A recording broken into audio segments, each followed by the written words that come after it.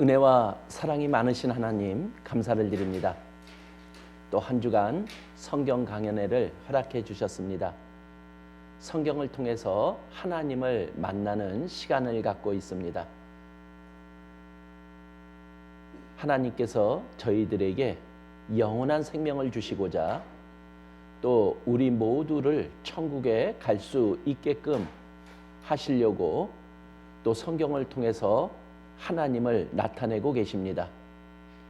이 성경을 하나하나 확인하며 모든 것을 알고 계신 하나님을 확인할 수 있도록, 그래서 저희들이 알지 못하는 것을 이 성경을 통해서 올바로 알 수 있도록 하나님께서 도와주시기를 간절히 기도드립니다.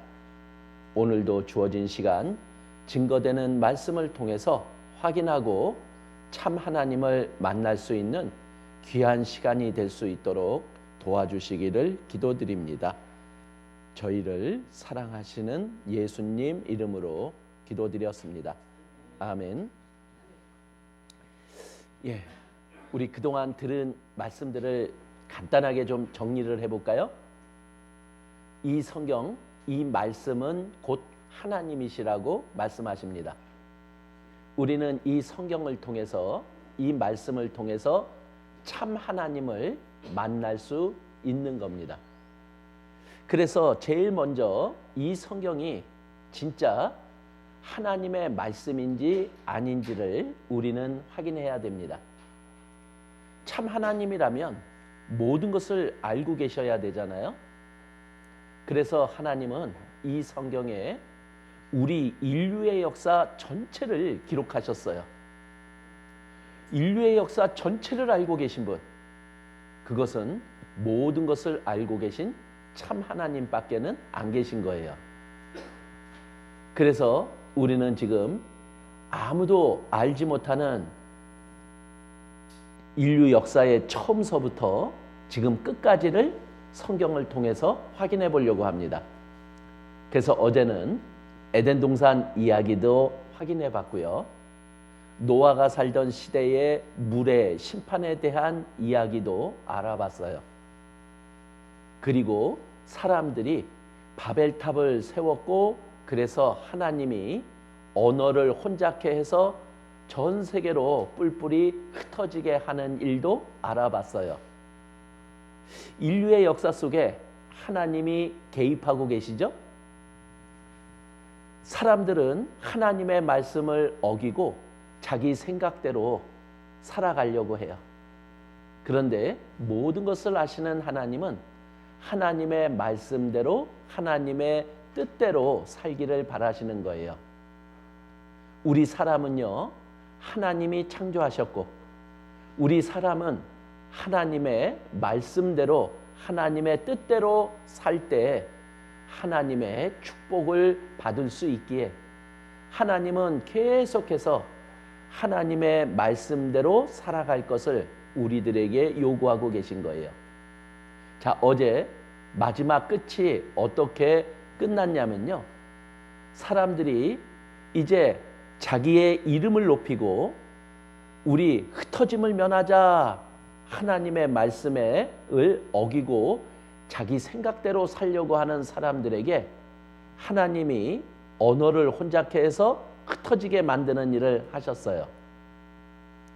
자, 그런데 그들은 하나님을 거부하고 자기 생각대로 살려고 하다가 이제 뿔뿔이 흩어졌잖아요. 그런데 하나님은 포기하지 않으세요. 그래서 하나님은 그 뿔뿔이 흩어진 하나님을 배제시켰던 그 사람들에게 하나님을 올바로 알리는 일을 계속 하시고자 했던 거예요. 그래서 사람들은 뿔뿔이 흩어져서 이제 민족이 생겨나고 나라가 생겨나고 인종이 생겨나는 일들이 벌어졌잖아요.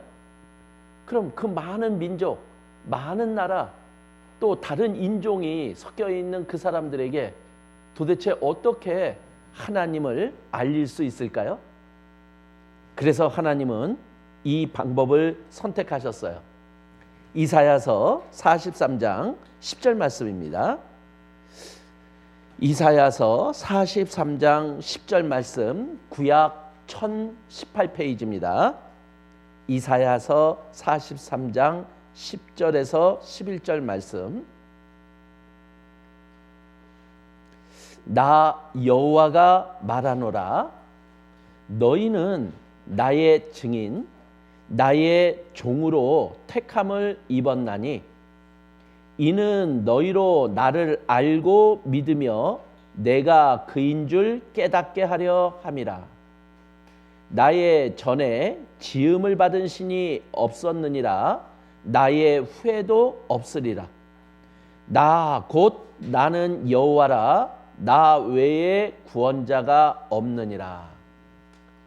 자, 하나님은 포기하지 않고 하나님을 배제하고 뿔뿔이 흩어진 사람들에게 하나님을 알리는 일을 하셨어요. 그런데 어떤 방법을 쓰셨느냐? 그 많은 민족, 많은 나라, 서로 다른 인종들 가운데 한 민족, 한 나라를 선택을 해서 하나님을 알리고자 했던 거예요. 그래서 한 민족을 선택을 했는데 그 선택된 민족이 바로 유대민족이에요.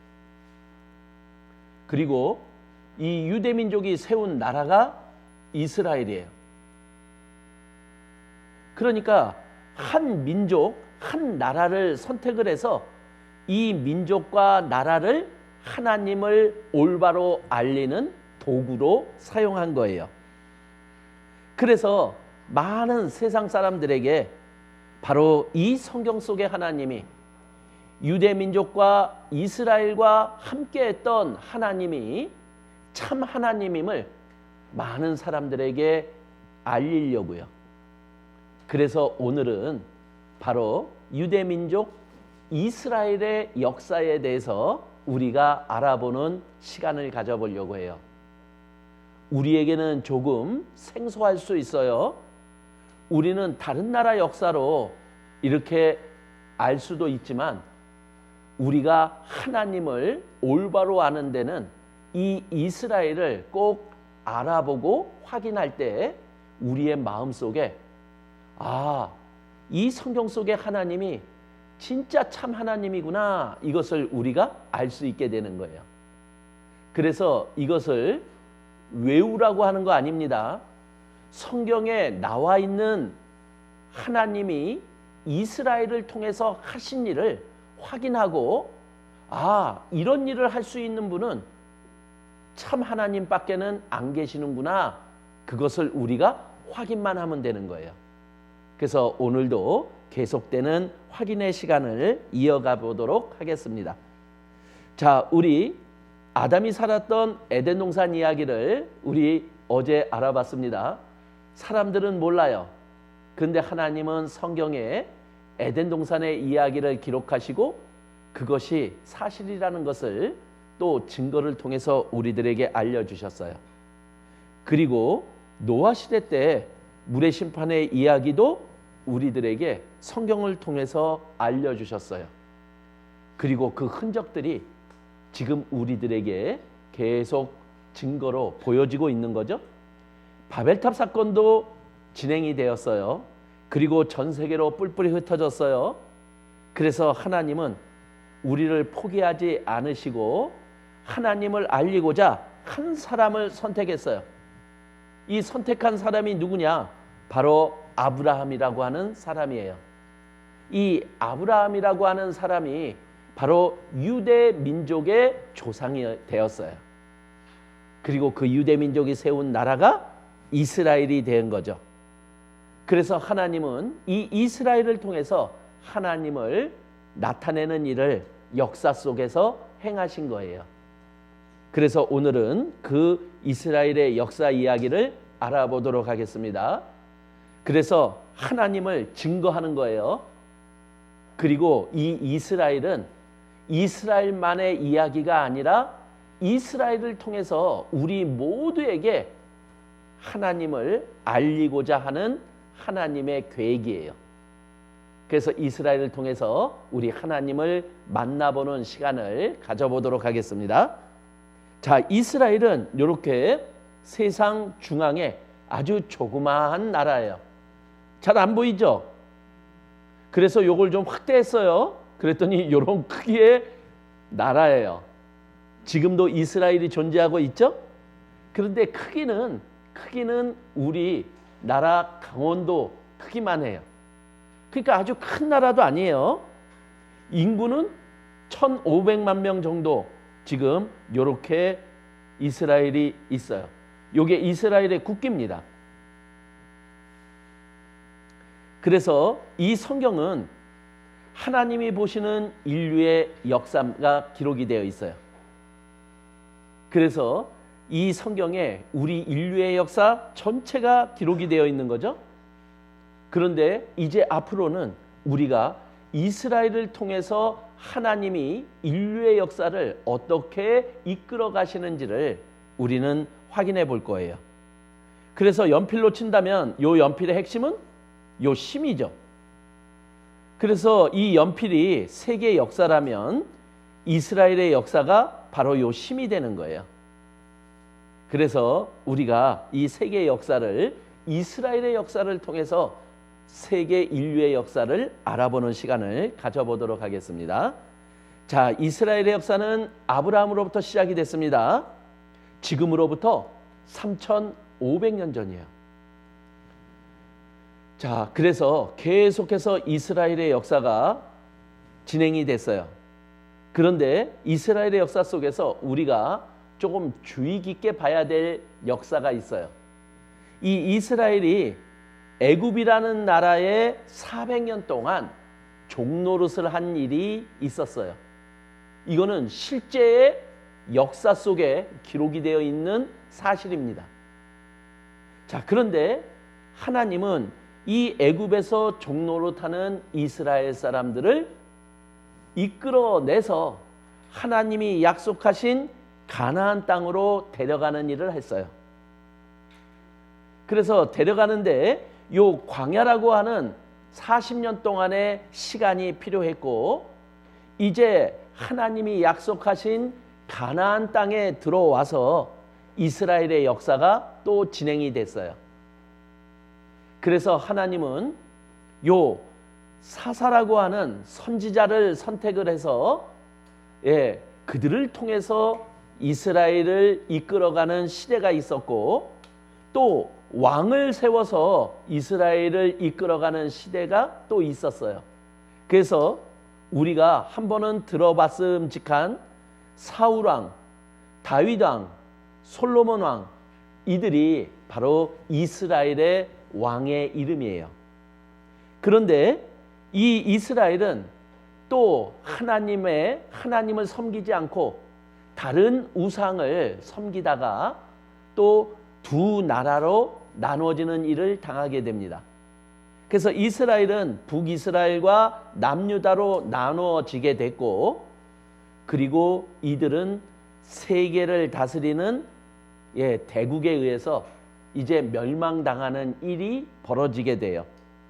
그래서 북이스라엘은 세계를 정복했던 아시리아에 의해서 멸망을 당하고, 남유다는 이제 바벨론이라고 하는 세계를 정복했던 나라에 의해서 멸망을 당하면서 이제 나라는 없어져요.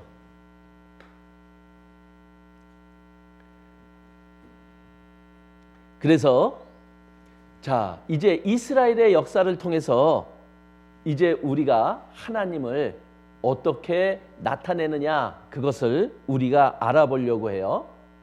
자, 이스라엘을 통해서 우리가 하나님을 어떻게 알 수 있을까요? 하나님은 어떤 분이요? 하나님은 모든 것을 할 수 있고 모든 것을 아시는 분이죠. 그러면은 이스라엘의 역사를 통해서 하나님만이 할 수 있는 기적과 이적을 보여줌으로 사람들이 참 하나님이시구나, 이것을 알 수 있게 하시는 거예요. 그래서 이스라엘의 역사 속에 진행됐던 이적과 기적에 대해서 우리가 한번 알아보는 시간을 가져볼 겁니다. 그리고 또 하나는 뭐냐? 하나님은 모든 것을 알고 계신 분이죠. 그래서 하나님은 이스라엘의 역사를 예언으로 성경에다가 기록해 놓으셨어요. 이 말은 무슨 뜻이냐? 이스라엘의 역사가 앞으로 이렇게 될 거다, 이렇게 될 거다, 아직도 이루어지지 않은 일들을 하나님은 성경에다가 미리 기록해 놓으신 거예요. 그러면 이것이 기록된 대로 그대로 이루어졌다면 이스라엘과 함께했던 이 하나님은 모든 것을 아시는 하나님이 우리들에게 증거되는 거죠. 그러면은 우리는 참 하나님임을, 모든 것을 아시는 참 하나님임을 인정할 수 있다는 거예요. 그래서 그 성취함, 하나님이 예언으로 기록된 이스라엘의 역사가 그대로 이루어지는 것을 보고 우리는 하나님을 확인할 수 있다는 얘기예요. 그리고 또 하나는 바로 예수 그리스도를 통해서 우리는 하나님을 확인할 수 있어요. 바로 예수 그리스도가 이스라엘을 통해서 이 세상에 오셨거든요. 그래서 예수님은 구약 성경에 예언으로 기록이 되어 있어요. 하나님이 예수 그리스도를 보내주시겠다, 하나님이 구원자를 보내주시겠다 하고 약속해 놓았거든요. 그런데 구약에 약속된 말씀대로 그대로 오신 분이 예수 그리스도예요. 그리고 예수 그리스도의 하신 일이 성경에 기록이 되어 있어요. 우리는 그것을 알아봄으로 바로 하나님을 확인할 수 있는 시간을 가져볼 수 있는 겁니다. 그래서 남은 시간 우리는 이것을 확인해 보려고 합니다.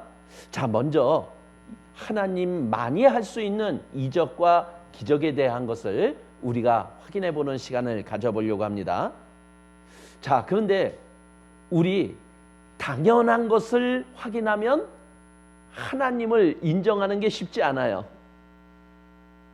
그러니까 이거는 있을 수 없는 일, 그것이 이루어졌어요. 그러면은 우리는 그때 하나님의 하신 일이라고 받아들일 수 있는 거예요. 자, 그래서 하나님은 이스라엘을 선택을 했죠. 근데 이스라엘을 왜 선택했느냐? 신명기 7장 7절에 이렇게 기록이 되어 있어요. 바로 너희는, 이게 이스라엘이거든요. 근데 이스라엘을 왜 선택했느냐? 성경에는 너희는 모든 민족 중에 가장 적으니라, 가장 숫자가 적어서 이스라엘을 선택했노라, 이렇게 말씀하고 있어요. 자, 숫자가 많으면 다른 나라와 싸워서 이기면 당연한 거죠. 그런데 숫자가 아주 적은데 아주 많은 숫자와 싸워서 이겼어요. 그러면 이거는 뭔가 다른 이유가 있는 거죠. 하나님이 함께 해주셔서 승리하게 해주셨다라는 것을 우리에게 알려주시는 거예요. 그러한 이적과 기적을 이제 숫자가 적은 이스라엘을 통해서 하나님이 보여주시는 거예요. 근데 성경에는 너무나 많은 이적과 기적이 기록이 되어 있어요. 그것을 다 말씀드릴 수는 없어서 가장 우리가 확인할 수 있는, 그리고 가장 놀라운 하나님의 이적과 기적을 우리가 한번 알아보려고 해요. 그래서 아까 말씀드린 대로 이스라엘이 애굽이라는 나라, 그 애굽이라는 나라에 400년 동안 종노릇으로 종살이를 했다라고 설명을 드렸어요. 그런데 하나님이 모세라고 하는 사람을 불러서 그 종노릇하는 이스라엘 사람들을 구해서 내가 지시하는 가나안 땅으로 데려가라, 이렇게 명령을 내렸어요.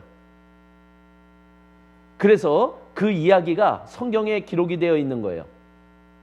그래서 그 종노릇하는 이스라엘 사람들을 애굽에서 구해내는 일, 그거는 쉬운 일이 아니에요. 어떻게 모세 한 사람을 보내서 그 종노릇하는 수많은 이스라엘 사람들을 데리고 나올 수 있느냐? 이거는 하나님의 기적과 이적이 아니면 불가능한 일이라는 거예요. 그래서 그것을 우리들에게 소개하면서 무엇이든 할 수 있는 하나님을 또한 소개하고 알리고자 했던 거예요. 그래서 성경에 이렇게 기록되어 있는 거예요.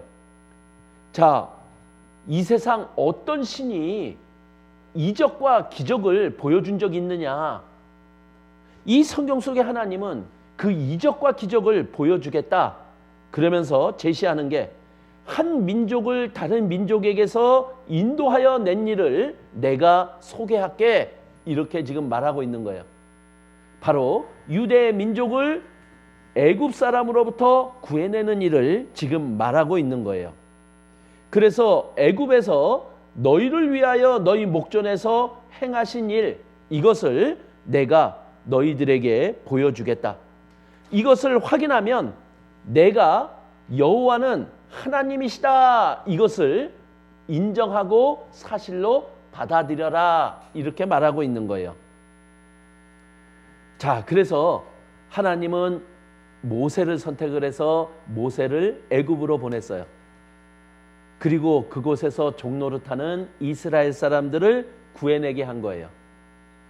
자, 그런데 애굽이라는 나라는 이스라엘 사람을 종으로 잘 부리고 있었거든요.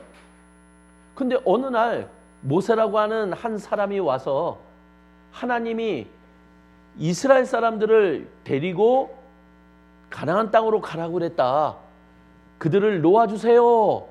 그러면 놓아줄까요? 그때의 종은 그 사람들의 재산이었어요.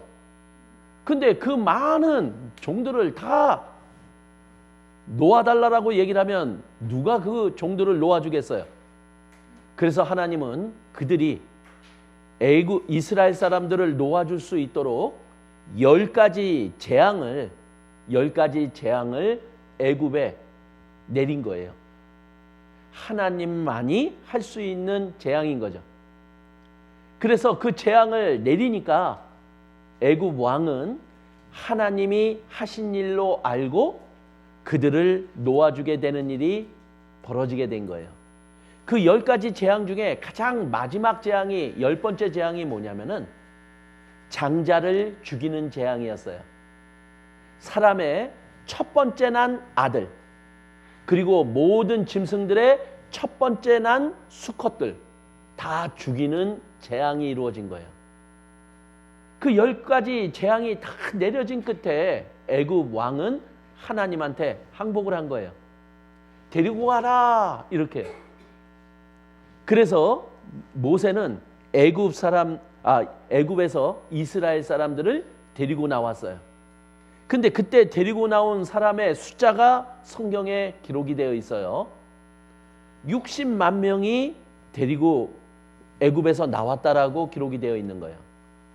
그런데 이스라엘 사람들의 인구 계산법은 지금 우리의 인구 계산법하고 달라요. 이스라엘 사람들의 인구 계산법, 그 60만 명은 전쟁에 참여할 수 있는 장정의 숫자만 헤아린 거예요. 그러면 그 장정에서 벗어난 사람들이 있죠? 할머니, 할아버지들, 여자들, 아이들, 이들은 제외가 된 거예요. 그럼 그들을 다 합치면 60만 명이 아니라 거의 200만 명에 가까운 숫자가 애굽에서 나왔다라는 거예요. 한번 생각해 보세요. 모세라고 하는 한 사람이 200만 명을 종노릇하는 200만 명을 데리고 나왔어요. 그리고 하나님이 지시하는 가나안 땅으로 그들을 데리고 가요. 저희들 어디 야유회 갈 때 우리 농선부 한 20-30명 데리고 가도 쉽지가 않아요. 말도 잘 안 듣고 통제도 안 돼요. 그리고 잊어버려서 찾으러 돌아다니기도 바빠요. 그런데 200만 명을 데리고 간다. 이거 쉽지 않잖아요. 그런데 먹을 것도 문제죠. 그런데 그러한 일들이 실제 이루어졌어요. 자, 근데 더 놀라운 일은 뭐냐? 하나님이 가라고 해서 가는데 가다가 보니까 앞에 길이 없어요. 앞에 바다가 놓여져 있는 거예요. 그 바다가 지금의 홍해예요. 그런데 그들을 놓아준 애굽 왕이 그들을 놓아줬다가 마음이 변했어요. 종을 다 놓아줬더니 이제 종들이 없으면 이거 안 되잖아요, 생활이.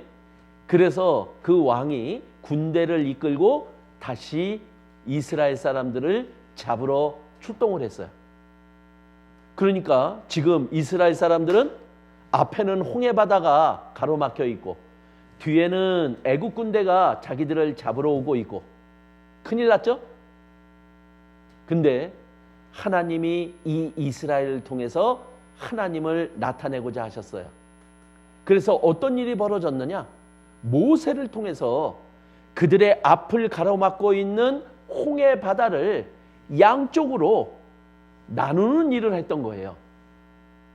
그리고 그 땅을 걸어서 건너갔다라고 성경은 말하고 있는 거예요. 그 이야기가 출애굽기 14장 21절에 나와요. 자, 모세가 바다 위로 손을 내어민데 여호와께서 큰 동풍으로 밤새도록 바닷물을 물러가게 하시니, 자, 여기 보니까 어떻게 됐느냐? 물이 갈라졌다. 그리고 바다가 마른 땅이 되었다. 이렇게 얘기를 하고 있는 거예요.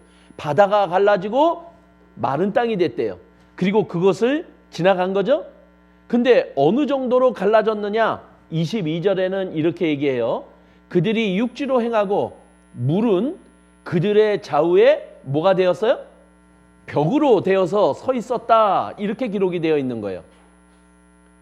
그리고 이제 이스라엘 사람들은 건너갔고, 그리고 애굽의 왕과 군대가 그들을 쫓아서 바다 가운데로 들어왔다. 이렇게 기록하고 있는 거예요. 자, 그런데 어떤 일이 벌어졌느냐? 이스라엘 사람들은 무사히 건넜고 애굽 왕과 군대가 바다에 들어왔는데 그들을 쫓아가려고 하는 순간에 벽이 되었던 바다가 다시 덮여졌어요. 그럼 그들은 어떻게 됐을까요? 예? 그들은 바다에 빠져 죽었다. 이렇게 성경에 기록이 되어 있는 거예요. 그런데 그 이야기가 시편에 기록이 되어 있어요. 시편의 136편 15절에 기록이 되어 있어요. 어떻게 기록이 되어 있느냐? 바로와 그 군대를 홍해에 엎드려뜨리신 이에게 감사하라. 자, 하나님이 바로와 그 군대를 홍해에 엎드려뜨리셨다. 이 얘기는 뭐냐? 홍해에 빠뜨려 죽였다. 이 얘기예요. 자, 근데 이 바로가 뭘까요? 금방 죽였다. 그 바로가 아니에요. 이 바로는 그 애굽의 왕을 파라오라고 얘기를 해요. 근데 그 파라오를 또 다른 말로 이렇게 얘기하다가 보니까 바로로 번역이 된 거예요. 그러니까 바로는 바로 누구냐? 애굽이라는 나라의 왕을 바로라고 하는 거예요. 그러니까 홍해에 빠져 죽은 대상이 누구냐? 애굽의 왕도 빠져 죽었고 그 군대도 빠져 죽었다. 성경은 이렇게 기록하고 있는 거예요. 이거는 성경의 일방적인 주장입니다. 그럼 우리는 뭐를 해야 돼요? 진짜? 하고 우리는 확인을 해봐야 돼요. 자, 이것은 벽화입니다. 근데 이 벽화는 이스라엘 사람들이 애굽에서 종노릇하고 있는 그러한 부분들을 실제 그려놓은 사실화예요. 그러니까 이스라엘 사람들이 애굽에서 400년 동안 종노릇했다라고 하는 증거죠. 자, 그리고 애굽에 그들을 놓아주게 하려고 하나님이 모세를 통해서 10가지 재앙을 내렸어요. 그것이 어떤 재앙인지를 쭉 우리들에게 알리고 있는 거고요. 10번째 장자 죽이는 재앙을 또 소개하고 있죠. 자, 모세를 통해서 하나님이 홍해 바다를 갈랐어요. 근데 어떻게 갈랐느냐? 이렇게 갈랐다라는 거예요. 영화로 만들어진, 우리가 이해하기 쉽게 영화로 만들어 놓은 겁니다. 자, 홍해 바다를 양쪽에 어떻게 됐다고요?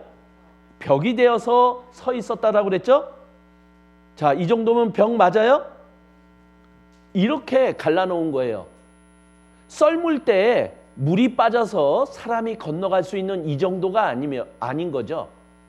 분명히 하나님이 이렇게 하셨다 하는 것을 다른 사람들이 알 수 있을 정도의 기적과 이적인 거예요.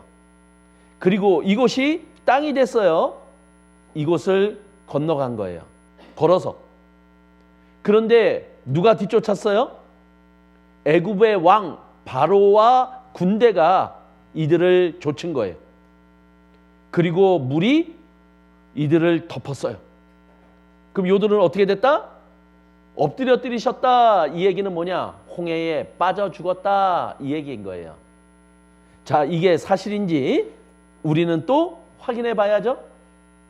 그래서 우리가 확인할 수 있는 근거, 애굽의 왕인도 빠져 죽었다. 이렇게 나와 있는 거예요. 그러면 우리는 가정이 두 개예요. 그러면 홍해에 빠져 죽은 애굽의 왕을 건졌다, 못 건졌다. 두 가지겠죠? 그런데 이 애굽이라는 나라, 지금의 이집트죠. 이 이집트라는 나라는 왕의 시신을 미라로 만들어서 보관을 해요. 그래서 그 무덤을 엄청나게 크게 만들죠. 이집트는.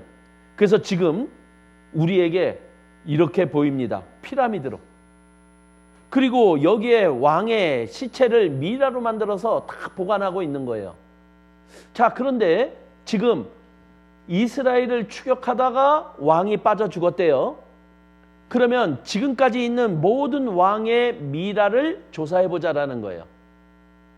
그러면은 이 성경이 사실이라면 분명히 이제 두 가지 경우를 가지고 우리는 확인할 수 있어요. 자, 왕의 시신을 건지지 못했다. 그러면은 보관되어 있는 왕의 미라 중에 한 왕이 빠져 있을 거예요. 그죠? 그리고 왕의 시신을 건졌다 그러면은 모든 왕의 미라는 다 있겠죠? 그런데 그 바다에 빠져 죽은 왕은 그 미라를 통해서 우리들에게 나 바다에 빠져 죽었지롱 하고 말할 수 있어요. 지금 우리 드라마를 보면은요, 그 죽은 시체를 조사해서 이 사람이 왜 죽었는지, 무엇 때문에 죽었는지, 어떻게 죽었는지 이 부분을 다 밝혀내고 있잖아요. 그래서 그 기술을 적용해 본 거예요. 그런데 실제 조사를 해봤더니 어떤 일이 벌어졌느냐? 왕이, 빠져있는 왕이 없는 거예요. 모든 보관되어 있는 왕의 미라를 조사해 봤는데 빠진 왕이 없는 거예요. 성경이 사실이라면 물에, 홍해에 빠져 죽은 왕을 건졌다라는 이야기죠. 그런데 그 한 왕이 나 바다에 빠져 죽었다 하는 표시가 드러나더라는 거예요. 그 왕이 바로 애굽의 19조 왕조 메르네프타하라는 왕이에요. 그리고 이 사람이 물에 빠져 죽었다, 바다에 빠져 죽었다라는 것이 드러나게 된 거예요. 그러면 이 성경은요, 그 이야기를 기록하고 있죠? 그러면 이 이야기는 사실이다? 아니다? 사실인 거예요. 그래서 보니까 요분이 바다에 빠져 죽은 메르네프타하 왕이 아니고 다른 모든 미라의 모습이 저런 모습인 거예요. 젓갈색을 띠고 있어요. 색깔은. 그리고 왕답죠. 죽었는데도 왕다워요.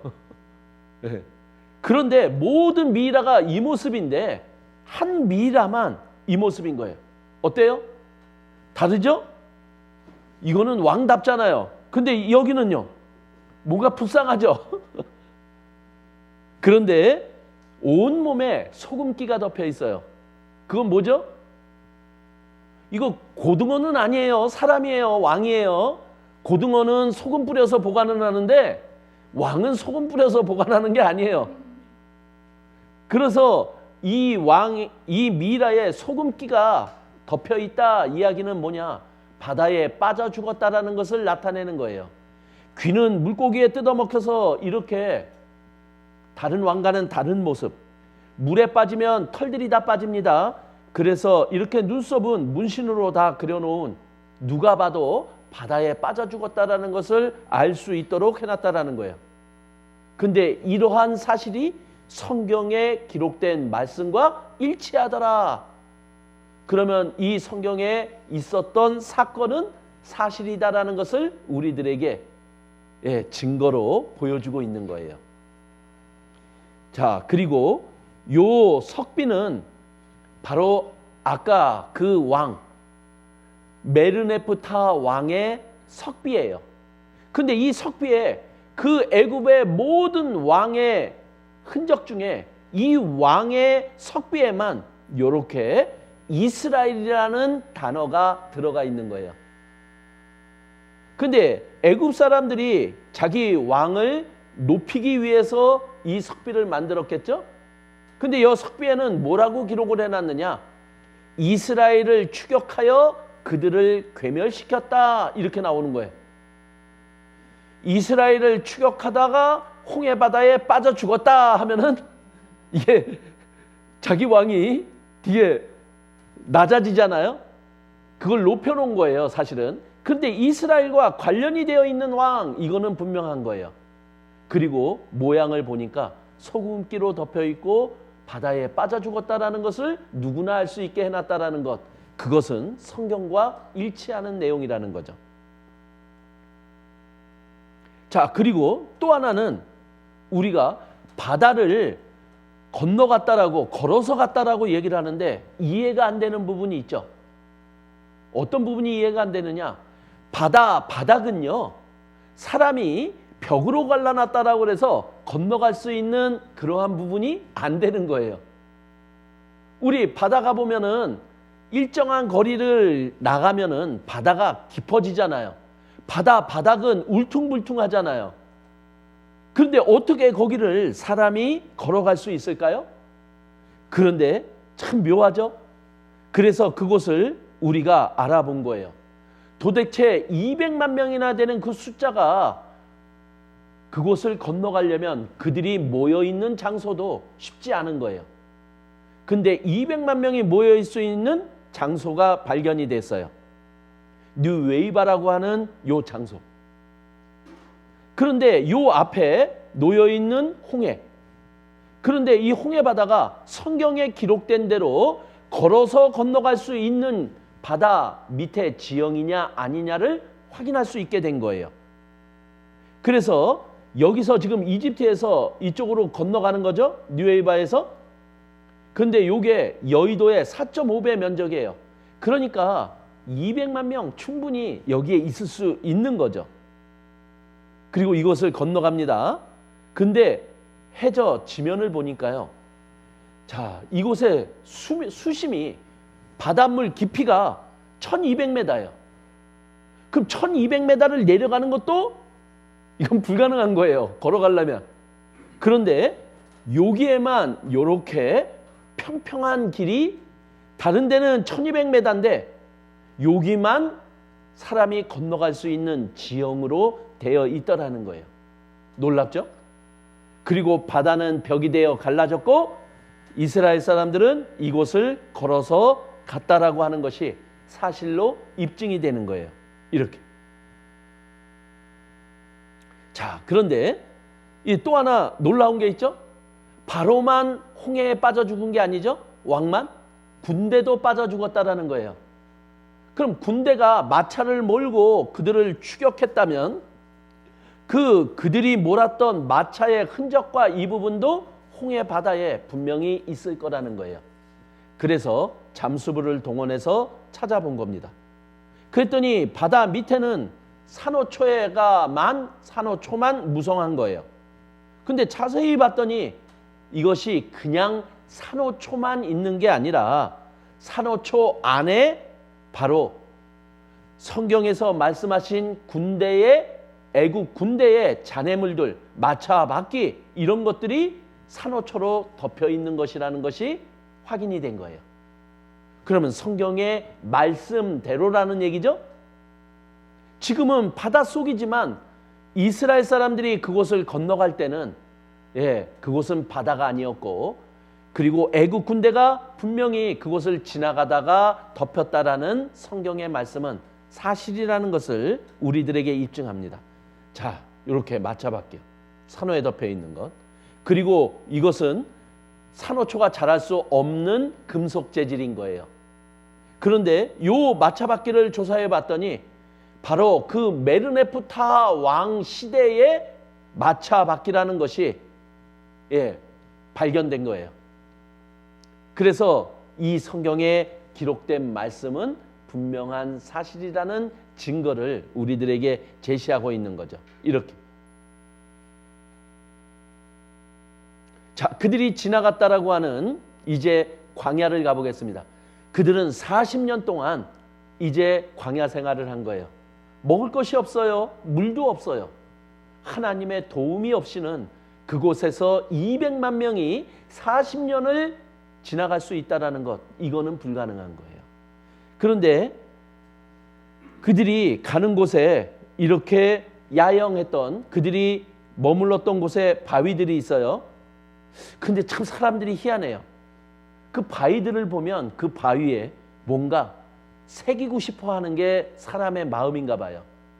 그래서 우리 북한산 이런 데 올라가 보면 사람들이 꼭 거기에다가 뭔가 글씨를 써놨어요. 혹시 보신 적 있어요? 근데 거기다 뭐라고 써놨느냐? 영희야, 사랑해, 뭐 이렇게 써놨어요.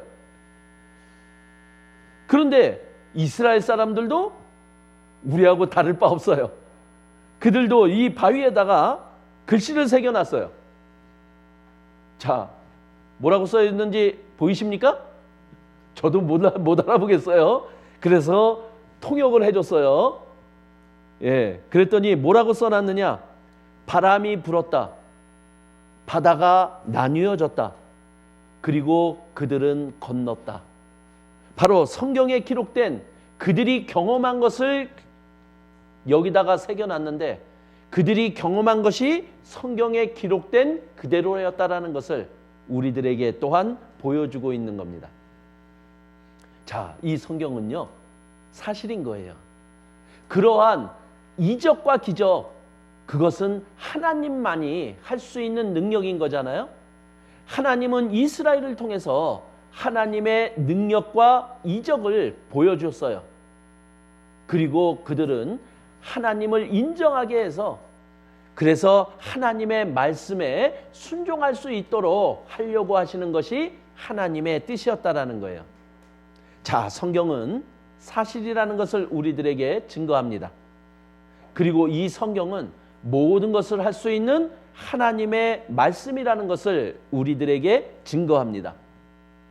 그리고 이스라엘을 통해서 역사하신 하나님, 그럼 하나님은 살아계신다, 역사하신다, 이것을 또한 우리에게 증거하고 있는 거예요.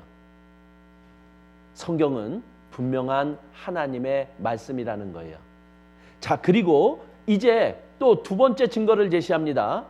이스라엘의 역사를 예언으로 기록하셨어요. 이스라엘은 이렇게 될 거다, 이렇게 될 거다. 그런데 시간이 지나면서 성경에 기록된 예언대로 그대로 이루어지더라는 거예요. 자, 그런데 인류의 역사를 어떻게 그 이스라엘이라고 하는 조그마한 나라를 통해서 인류의 역사 전체를 이끌어갈 수 있을까요?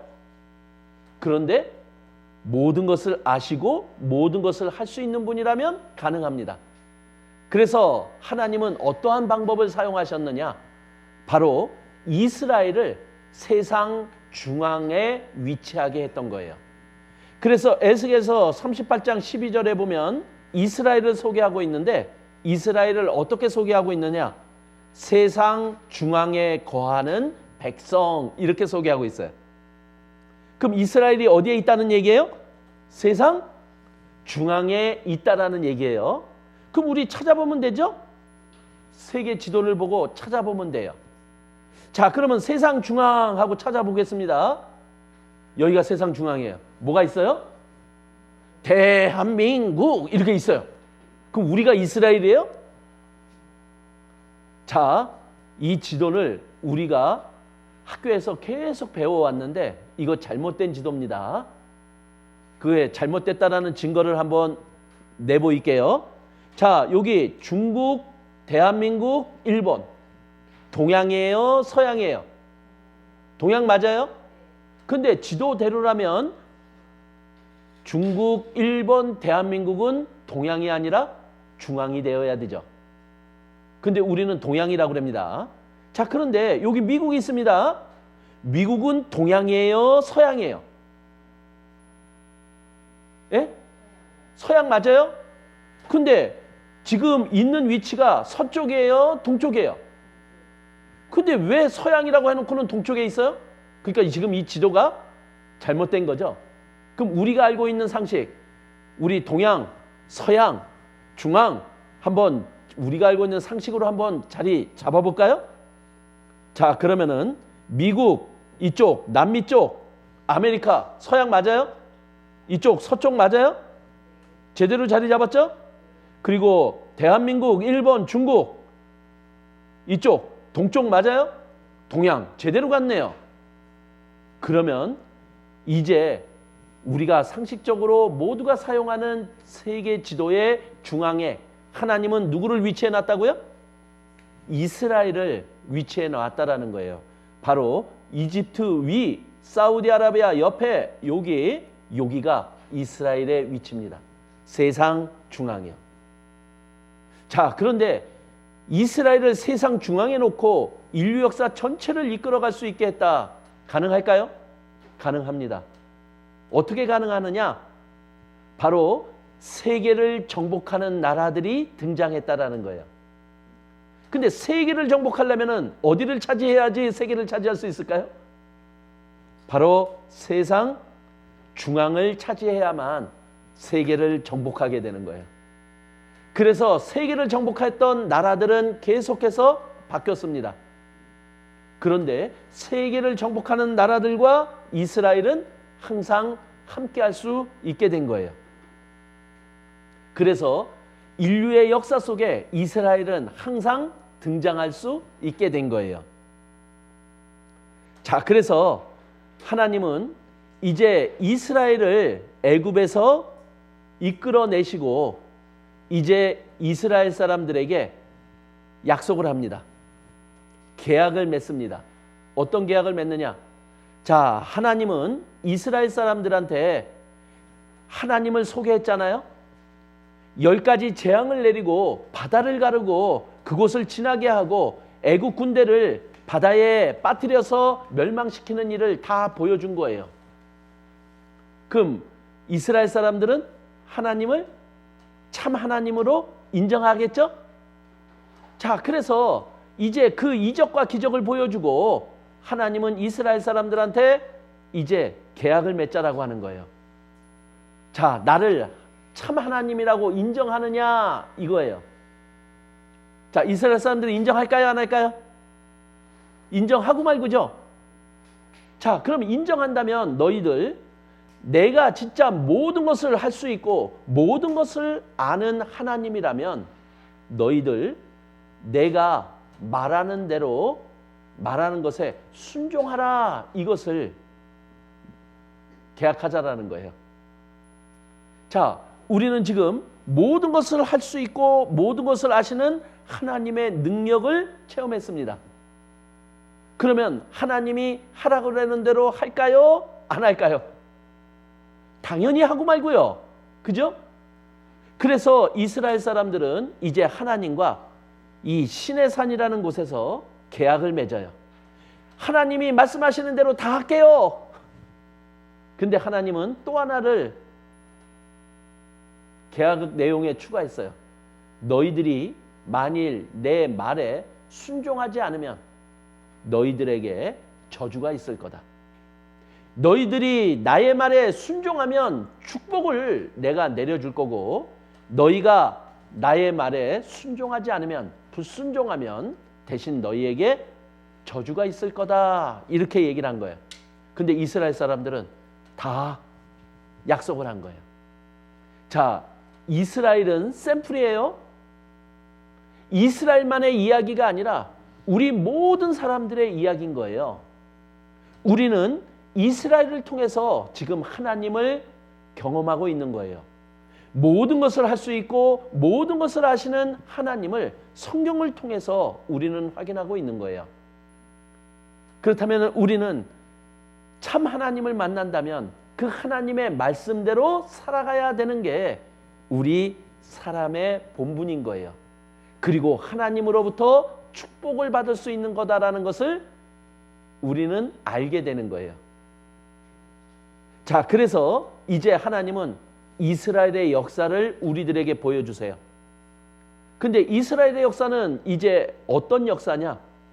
바로 이 계약을 통해서 순종과 불순종의 역사인 거예요. 그래서 순종을 하면 복을 받고 불순종을 하면 저주를 받는 역사인 거예요. 그래서 이스라엘의 역사를 보면 복을, 하나님이 주시는 복을 다 받을 때가 있었어요.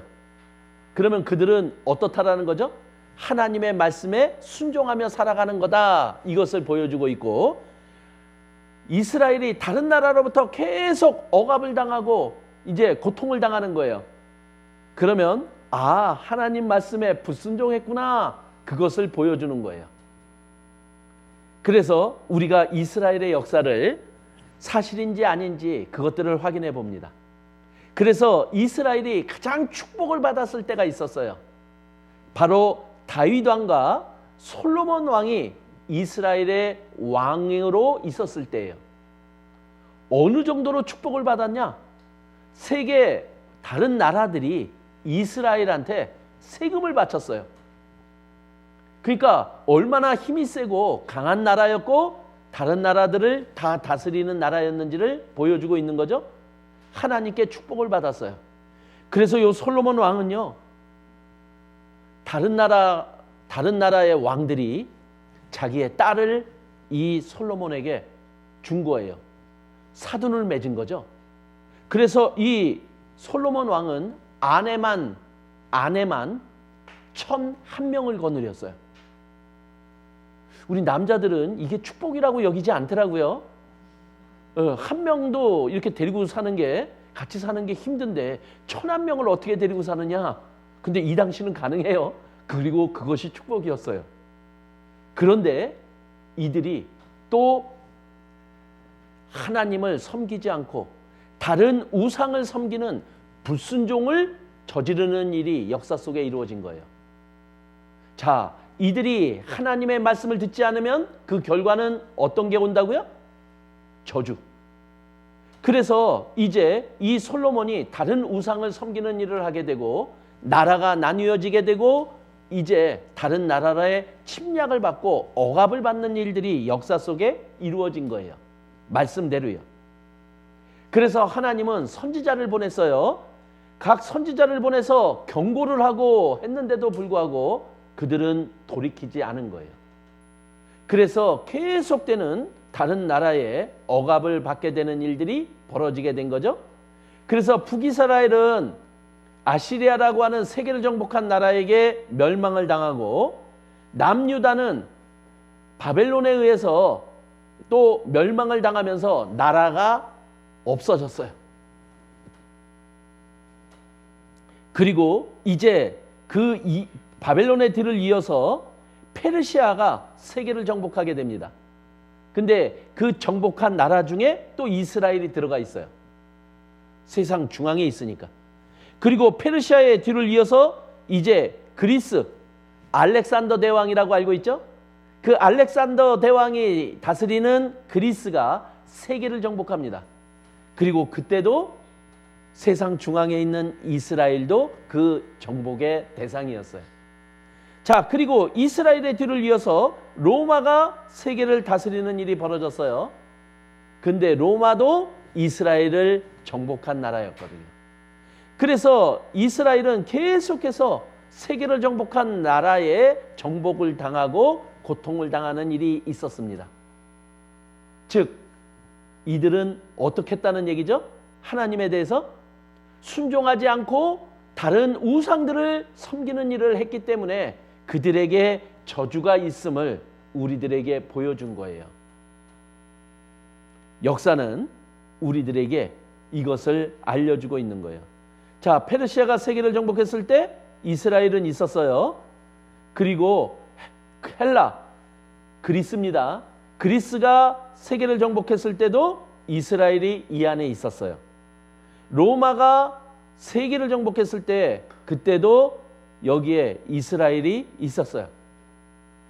그리고 그 이야기가 우리 자녀들이 배우는 학교 교과서에도 이 성경에 기록된 이야기가 그대로 기록이 되어 있어요. 이거는 꾸며낸 이야기가 아니에요. 실제 있었던 역사의 이야기인 거예요. 역사책이니까요. 그래서 여기 보면 이렇게 나오죠. 모세가 나와요. 이집트 왕의 탄압이 심하여 이집트를 탈출하여 가나안 지방으로 되돌아왔다. 이거 사실인 거예요. 그리고 다윗 왕, 솔로몬 왕 때 뭐였다? 전성기였다. 이렇게 설명하고 있는 거예요. 축복을 받았다라는 얘기죠. 성경의 내용과 실제 역사의 이야기가 일치하고 있잖아요. 자, 이 아수르, 아시리아라는 나라도 역사 속에는 존재하지 않았어요. 근데 이 아수르에 대한 이야기가 성경에 기록이 되어 있어요. 그리고 고고학적인 발굴 작업에 들어갔어요. 그리고 이 아수르의 흔적을 발굴하게 된 거예요. 그러니까 실제 역사보다 성경이 더 정확하다라는 것을 우리들에게 보여준 거죠. 그래서 성경에 이 아수르 왕에 대한 얘기도 나오고 이들에 대한 얘기는 나오지만 역사 속에 없었습니다. 근데 고고학적인 발굴을 통해서 실제 이것을 발굴해내서 우리들에게 보여주고 있는 거예요. 그럼 이것을 지금 땅속에서 찾아서 발굴해냈는데 이것은 어떤 의미를 가지고 있느냐? 성경은 더 확실하고 정확한 역사의 이야기라는 것을 우리들에게 보여주고 있는 거예요. 자, 성경에 기록된 이 말씀들이 얼마나 정확하냐? 하나님은 이스라엘의 역사를 예언으로 기록해 놓으셨거든요. 근데 예언대로 그대로 이루어지다라는 거예요. 그래서 이 바벨론의 역사를 보면서 바벨론이 남유다, 이스라엘을 멸망시켰어요. 근데 이 당시의 전쟁은 어떤 전쟁이냐? 가서 멸망을 시킵니다. 그리고 그 나라 사람을 종으로 잡아와서 자기 나라에서 종으로 부리기도 하고 그리고 그 이스라엘이라는 나라를 다스릴 수 있는 인재로 양성을 해요. 자, 그런데 예레미야 29장 10절에 하나님이 예언을 해놨어요. 어떻게 예언을 해놨느냐? 바벨론이 이스라엘을 멸망시키고 그들을 데려갑니다. 그런데 70년이 차면 그들을 포로로 끌고 가서 70년이 되면 그들을 다시 자기 땅으로 돌려보내 주시겠다 하는 것이 예언으로 되어 있는 거예요. 그것이 예레미야 29장 10절에 나와요. 그래서 이렇게 얘기하죠.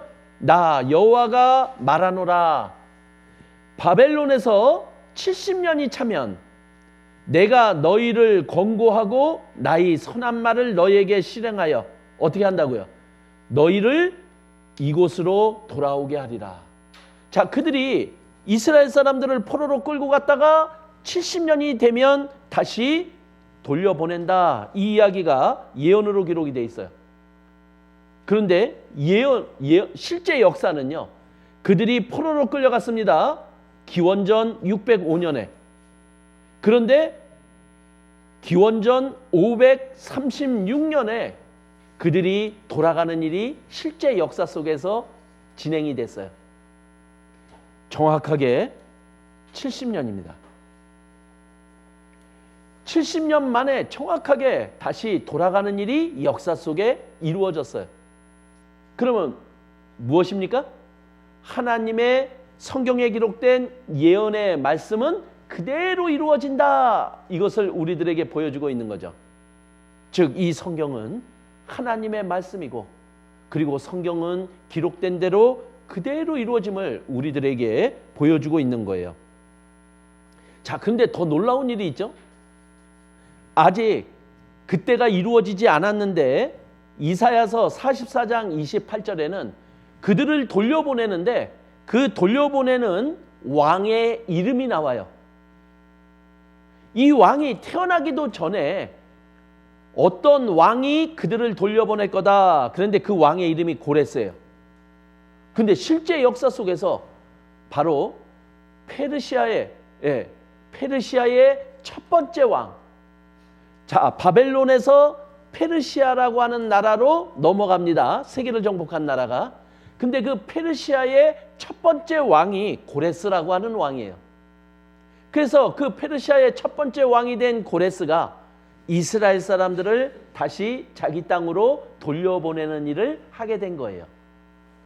그래서 그곳에 가서 성전을 다시 건설해라. 성경에 기록된 예언대로, 말씀하신 하나님의 예언대로 역사는 그대로 이루어졌다라는 거예요. 그것에 대한 증거 자료가 있죠. 바로 이것이 그 고레스라고 하는 왕이 너희들 돌아가서 성전을 건축해라 하고 명하신, 지금으로 말하면 서류예요. 옛날에는 서류를 이렇게 진흙판에다가 써놨어요. 그래서 이것이 지금 대형 박물관에 보관이 되어 있어요.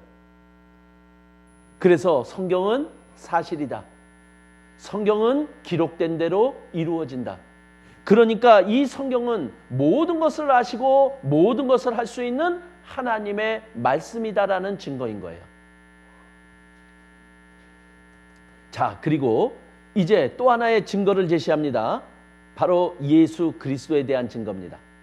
근데 이곳은 5분 쉬고 다시 이어가도록 하겠습니다.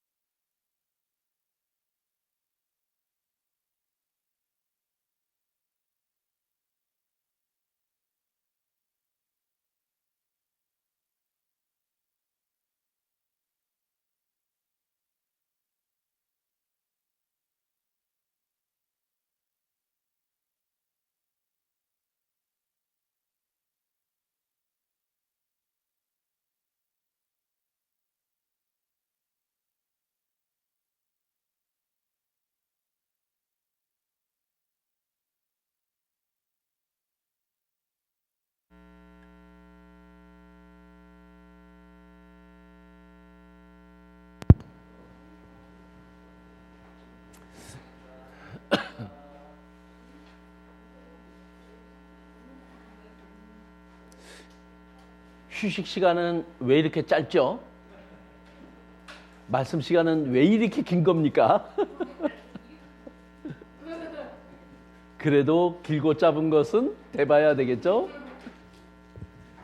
자, 말씀을 계속 이어가도록 해보겠습니다. 하나님은 이스라엘을 통해서 하나님 자신을 나타내시고자 합니다. 그래서 하나님은 어떤 방법을 사용하셨느냐? 이스라엘을 통해서 하나님만이 할 수 있는 기적과 이적을 보여주신 거예요. 그래서 사람들로 하여금 참 하나님이 누구인지를 이제 알 수 있도록 하신 거죠. 그리고 두 번째 방법은 뭐냐? 이스라엘의 역사를 예언으로 기록하셨다라는 거예요. 그리고 예언대로 그대로 이루어지는 것을 역사 속에서 우리들에게 보여주고 계신 거예요. 그래서 하나님은 모든 것을 알고 계신 이 성경 속의 하나님은, 이스라엘과 함께했던 하나님은 바로 모든 것을 알고 계신 참 하나님이라는 것을 증거하고 있습니다. 그리고 또 이스라엘을 통해서 하나님을 알리는 세 번째 방법을 또 소개하려고 합니다. 그것은 바로 예수 그리스도셨어요. 자, 예수 그리스도는 실제 존재했던 분이에요. 이 세상에 오셨는데 그 예수 그리스도께서 저희에게서 나셨다 하고 로마서 9장 5절에 말씀하고 있어요. 근데 이 저희가 뭐냐? 바로 이스라엘에게서 나셨다 이 얘기예요. 근데 그 예수 그리스도가 누구냐? 바로 하나님이시다 이렇게 소개하고 있는 거예요. 그러니까 하나님이 사람의 모습으로 이 땅에 오셨다라는 거예요. 그래서 성경은 예수님을 소개하고 있어요. 근데 그 예수님이 바로 하나님이 사람의 모습으로 이 땅에 오신 분. 그래서 요한복음 1장 14절에 이렇게 소개하고 있어요. 말씀이 육신이 되어 우리 가운데 거하신 분. 자, 그런데 요한복음 1장 1절은 뭐라고 얘기하느냐? 이 말씀이 곧 누구라고요? 하나님. 그럼 말씀이 육신이 되었다 그러면은 이 말씀이 하나님이시니까 하나님이 육신이 되어 우리 가운데 거하신 분, 우리에게 오신 분, 바로 예수 그리스도가 하나님이 사람의 모습으로 이 땅에 오신 분이라고 소개하고 있는 거예요. 자, 하나님이 이 땅에 오셨습니다. 그럼 하나님은 자신을 소개해야 될 거 아니에요? 그럼 어떻게 소개해야 될까요? 내가 하나님이다 이렇게 해야 될 거 아니에요? 그럼 사람들이 뭐라고 그럴까요? 믿어요? 안 믿죠? 그러면 예수님은 이 땅에 오셔서 자신이 하나님이 사람으로 오신 분이라는 것을 증거해 보여야 돼요. 그래서 예수님은 또 이 땅에 오셔서 하나님만이 할 수 있는 기적과 이적을 보여주신 거죠. 그래서 죽은 사람도 살려냈습니다. 안진뱅이도 걷게 하고 귀머거리 듣게 하고 장님은 눈뜨게 하고 그리고 자연도 다스리는 일을 했어요. 그리고 오병이어의 기적도 보여드렸죠. 5개의 떡덩어리하고 2마리의 물고기를 가지고 5,000명을 먹이는 일을 보여주신 거예요. 물 위도 걸으셨어요. 이거는 사람이 할 수 있는 일이 아니에요. 사람들은 그것을 봤어요. 그러니까 이제 예수님을 왕으로 추대하려고 했던 거예요. 근데 도대체 하나님이 왜 사람의 모습으로 이 땅에 오신 겁니까?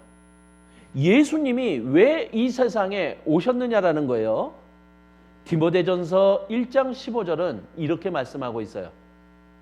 믿보다 모든 사람이 받을 만한 이 말이여, 그리스도 예수께서 죄인을 구원하시려고 세상에 임하셨다 하였도다.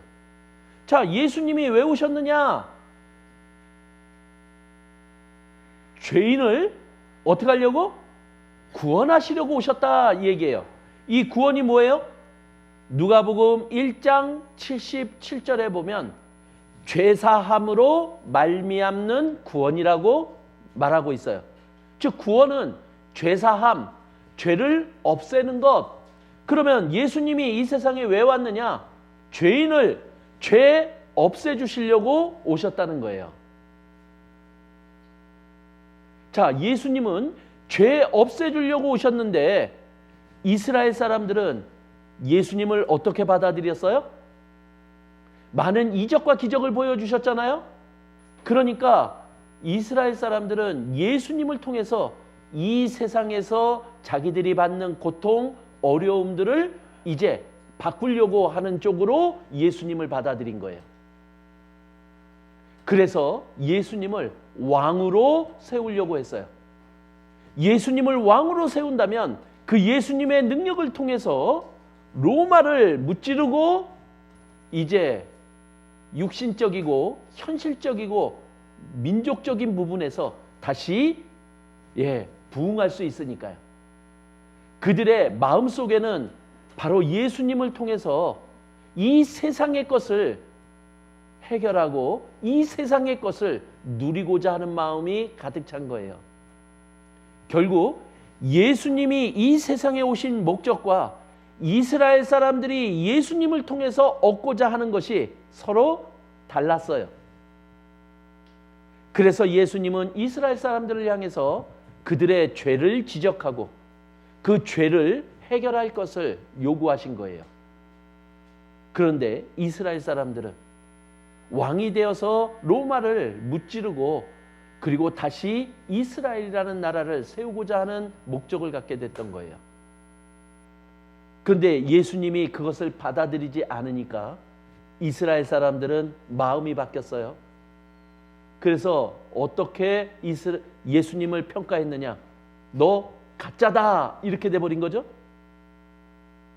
그래서 하나님이라고 소개하는 예수님을 하나님을 망령되이 일컬었다. 그래서 너는 죽어야 된다 하고 예수님을 십자가에 못 박아 죽여달라고 요구하신 거예요. 자, 로마가 이스라엘을 다스리고 있었습니다. 이스라엘은 사람을 죽일 만한 권리가 없었어요. 그래서 이스라엘을 다스리고 있던 로마 총독에게 예수님을 붙잡아서 데리고 가서 죽여달라고 요구를 한 거예요. 근데 로마 총독은 예수님에게는 그런 죄가 없다라는 것을 알아요. 그래서 죄가 없다라고 얘기를 하니까 이스라엘 사람들은 무조건 죽여달라는 거예요. 그들의 요구를. 그래서 도리어 난리를 일으키려고 했었죠. 그래서 할 수 없이 로마 총독은 그들의 요구대로 죽이기로 한 거예요. 그런데 그 죽음에 대해서 피가 죽음이죠. 나는 죄가 없다. 로마 총독의 말입니다. 너희가 당하라 이렇게 얘기를 했거든요. 근데 이스라엘 사람들은 어떻게 얘기했느냐? 마태복음 27장 25절에 보면 백성이 다 대답하여 가로되 그 피를 예수님의 죽음을 우리와 우리 자손에게 돌릴지어다. 그 죽음에 대한 그 피값 그것 우리가 다 당하겠다라고 얘기를 한 거예요. 그런데 그들의 말대로 그 이후에 이스라엘의 역사는 피의 역사예요. 끔찍한 환난의 역사로 역사 속에 기록이 되어 있어요. 그들의 역사가 왜 피의 역사, 환난의 역사로 그렇게 역사가 진행이 됐느냐? 성경의 말씀대로라면요. 그들은 예수님을 배척했기 때문에 그들이 당한 결과였다라고 말하고 있는 거예요. 그래서 성경은 말합니다. 예수님을 배척하면 그 결과가 얼마나 끔찍한지 이스라엘을 봐라 이렇게 말하고 있는 거예요. 그 이후에 이스라엘의 역사 성경에 예언으로 기록이 되어 있어요. 그들이 가는 곳곳마다 죽음이 따를 거다 하고 레위기의 26장 33절에 나와 있어요. 그들이 가는 곳곳마다 칼이 쫓아다닐 거다. 이 말은 뭐냐? 그들이 가는 곳곳마다 죽음을 당할 거다. 그들은 하나님이 약속한 땅에서 뽑혀서 전 세계로 쫓겨날 거다. 이렇게 예언이 되어 있어요. 자, 그런데 로마가 이스라엘을 다스렸잖아요. 근데 로마가 세계를 정복하고 그 식민 국가를 다스리는 방법이 뭐냐? 그들이 자꾸만 대들잖아요. 그러면 어떻게 하느냐? 그곳에서 그 사람들을 뽑아서 다른 나라로 쫓아내는 일이 로마의 식민 정책이에요. 그러니까 이스라엘 사람들이 자꾸만 로마에 반란을 일으키니까 이스라엘 사람들을 그들이 거주하는 땅에서 다른 나라로 쫓아내는 일을 하게 된 거예요. 그래서 이스라엘 사람들은 전 세계에 뿔뿔이 흩어지는 일들을 당하게 되는 겁니다. 그런데 그 일들이 성경에는 이렇게 예언으로 기록이 되어 있다라는 거예요. 그리고 예언대로 그대로 이루어졌다라는 거죠. 신명기 28장 64절에도 이렇게 얘기합니다. 여호와께서 너를 땅 이 끝에서 저 끝까지 만민 중에 어떻게 한다고요? 흩어놓으신다, 이렇게 돼 있는 거예요. 말씀대로 그들은 전 세계에 뿔뿔이 흩어졌어요. 우리 그것을 디아스포라라고 얘기를 하죠. 그래서 예수님이 33살에 십자가에 못 박혀 죽음을 당하죠. 그리고 AD 70년에 이 예루살렘 성이 포위를 당하고 그곳에 있던 이스라엘 사람 110만 명이 이제 그 중에서 110만 명이 죽음을 당해요. 이게 엄청난 거죠.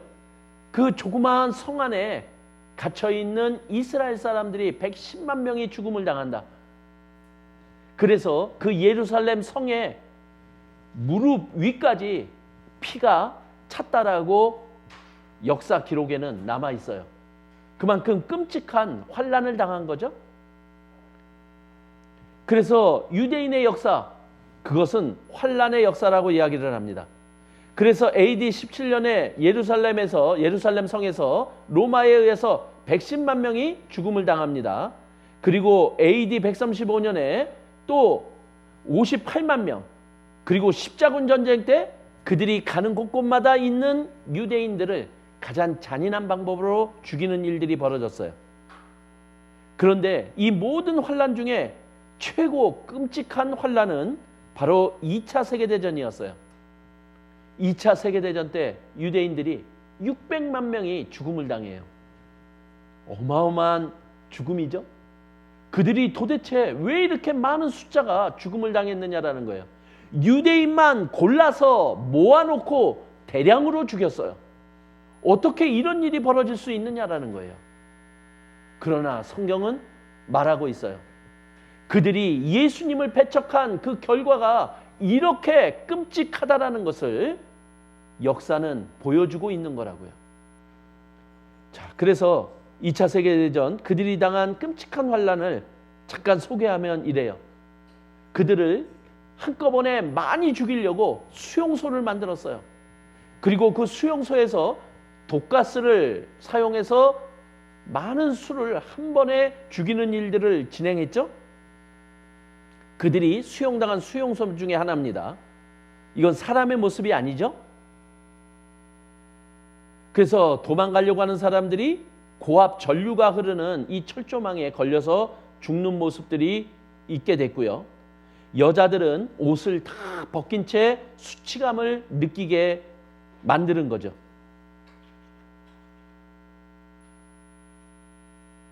자, 여기 보면 아이들이에요. 근데 600만 명 중에 200만 명이 아이들이었다라는 거예요. 총살로 죽고요. 이렇게 독가스를 통해서 또 죽음을 당하게 됩니다. 자, 그들은 머리가 밀려졌어요. 그들의 머리카락입니다. 그들이 신었던 신발이에요. 얼마나 많은 사람들이 죽음을 당했는지를 우리에게 보여주고 있는 거예요. 그들이 썼던 안경이요. 그들이 입었던 옷들이요. 그들이 틀니들. 그들의 이빨을 뽑아서 금리를 뽑아서 만든 금괴예요. 그리고 더 놀라운 것은 실험용으로 40만 명이 죽음을 당했다라는 거예요.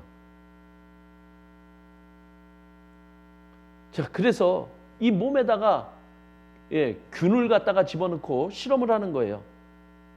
사람을 산채로 머리를 쪼개서 실험을 하는 거예요. 사람의 가슴을 절개하고 실험을 하는 거예요. 이럴 수 있나요? 사람의 기름으로 만든 비누예요. 그리고 그들이 이러한 모습으로 끔찍한 환난을 당할 거다라는 이야기들이 성경 곳곳에 예언으로 기록이 되어 있는 거예요. 하체가 드러나게 한다.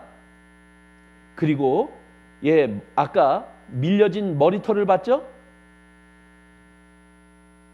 자, 이것은 성경은 사실이다라는 것을 입증하는 또 하나의 자료인 거예요. 이 성경은요, 말씀대로 그대로 이루어져요. 그래서 이 성경은 모든 것을 아시는 하나님의 말씀이라는 것을 우리들에게 증거하는 거예요. 자, 그들이 왜 이렇게 끔찍한 환난을 당했는지 우리들에게 알려주고 있는 거예요. 그들을 찾아온 예수님을 그들은 배척한 거예요. 자, 예수님은 왜 이 세상에 오셨습니까? 예수님은 왜 이스라엘을 찾아오신 거냐라는 거예요. 바로 하나님은 죄인을 구원하시려고 이 세상에 오셨어요. 그런데 이스라엘 사람들은 자기들의 육신적인 것으로 예수님을 사용하려고 했던 거예요. 즉, 사람들은 자기들의 욕심에 하나님을 맞추려고 했던 거죠. 그러나 하나님은 우리에게 맞춰주는 분이 아니라 우리가 하나님께 맞춰야만 되는 자들인 거예요. 하나님이 죄인을 구원하러 오셨다면 우리에게는 우리의 죄를 해결하기 위해서 예수님이 필요한 거예요. 자, 우리는 예수님을 만나면 예수님께 무엇을 원하시렵니까? 자, 2000년 전에 예수님이 죄인을 죄 없애주려고 이 세상에 오셨어요. 그리고 많은 증거들을 보여주셨어요. 그리고 그 증거들을 통해서 이스라엘 사람들은 예수님이 하나님이라는 것까지는 알게 됐어요. 그런데 자기가 원하는 것을 들어주지 않으니까 이제 예수님을 십자가에 죽이는 일이 벌어졌죠? 예수님을 배척하는 일이 벌어졌던 거예요. 자, 그런데 그 예수님이요. 그 예수님이 지금 우리를 찾아오셨어요. 자, 예수님이 이 성경의 말씀으로 우리를 찾아오신 거예요. 그분이 하나님이시잖아요. 자, 증거가 부족합니까? 창조의 이야기, 에덴 동산의 이야기, 노아 시대 때 물의 심판의 이야기, 바벨탑 사건의 이야기, 그리고 이스라엘을 통해서 보여주신 많은 이적과 기적, 그리고 예언의 성취, 그리고 실제 이스라엘의 역사 속에 등장하신 예수 그리스도. 아마 이스라엘 사람들보다 지금 이것을 확인한 우리들에게 더 많은 증거를 통해서 예수님이 우리를 찾아오셨잖아요. 예수님이 이 세상에 왜 오신 겁니까? 죄인을 죄 없애주려고 오신 거예요. 그분이 모든 것을 할 수 있고 모든 것을 아시는 하나님이라면 우리는 그분 앞에 그분이 오신 목적에 맞게 우리는 예수님께 맞춰져야 되는 거예요. 근데 우리의 육신적인 또 욕심 때문에 우리는 예수님을 배척하는 일들이 우리에게도 있을 수 있다라는 것을 이스라엘을 통해서 알려주고 있는 거잖아요. 우리가 예수님을 배척하면 이스라엘 사람들이 당했던 그 끔찍한 환난을 우리도 당할 수 있음을 경고하고 있는 거예요. 우리가 예수님을 배척하면 우리가 받을 끔찍한 환난이 어떤 건지 아세요? 그것은 바로 영원한 지옥에서의 끔찍한 고통이에요. 그래서 이스라엘 사람들처럼 예수님을 배척하지 말아라. 예수님께 맞춰야만 된다. 예수님이 이 세상에 오신 목적에 우리가 그것을 받아들이는 우리가 되기를 바라고 계신 거예요. 그래서 이스라엘은 전 세계로 뿔뿔이 흩어졌습니다. 그리고 끔찍한 환난을 당하게 됐습니다. 그리고 그들이 받은 가나안 땅은 아무것도 쓸모없는 황무지로 변하게 된 거예요. 그들이 왜 예수님을 배척할 수밖에 없었냐? 그들은 영혼에 대한 문제보다 육신의 문제에 잡혀 있었던 거예요. 그리고 그들은 자기들이 하나님 앞에 의롭게 살았다라는 이 영적인 교만의 모습이 있는 거예요. 그리고 그들은 예수님이 왜 오셨는지 바로 이 성경을 통해서 예수님을 만나고 하나님을 만나야 되는 거예요. 그들은 영적으로 그리스도를 오해했어요. 자, 하나님은 죄인을 구원하시려고 오셨죠? 그들의 죄를 지적했습니다. 그러면 그들은 돌이켜야만 됐었던 거예요. 그런데 그들은 그 죄를 돌이키지 않았기 때문에 예수님을 배척한 일이 벌어진 거예요. 그러한 일이 나의 일이 되어서는 안 되는 거 아니에요? 우리는 예수님을 배척하는 게 아니라 예수님을 받아들이는, 하나님의 뜻에 맞게 예수님을 받아들이는 내가 되어달라고 지금 이스라엘을 통해서 우리들에게 교훈을 하고 있는 거예요.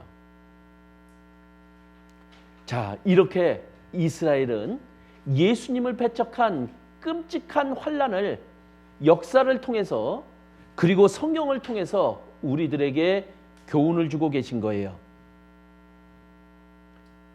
자, 그러면은 이제 그 이스라엘의 역사가 어떻게 또 진행이 되는지 우리가 한번 보자라는 거예요.